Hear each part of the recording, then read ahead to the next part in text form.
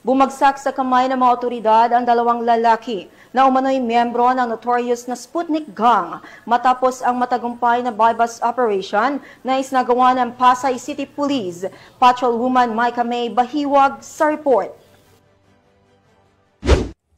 Dalawang lalaki kabilang ang umano'y miyembro ng Sputnik Gang ang naaresto ng mga tauhan ng Pasay City Police Station sa ikinasang bypass operation sa Barangay Maricaban sa Pasay City. Kinilala ng Pasay Police ang mga suspek na sina alias Rontags, 26 anyos na pedicab driver, at alias Bayag, 26 anyos na isa namang mekaniko. Narecover mula sa kanila ng pulisya ang humigit kumulang 2.87 gramo ng shabu na may malaking halaga, isang caliber .38 revolver na may 2 bala at iba pang drug paraphernalia.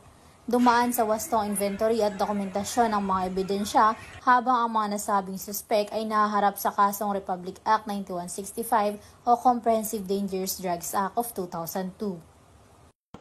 Mula dito sa Camp Bagong Diwa, Bikutan, Taguig City, ako ang inyong PNN correspondent, Patrolwoman Micah May Bahiwag, alagad ng batas, tagataguyod ng Balitang Pulis.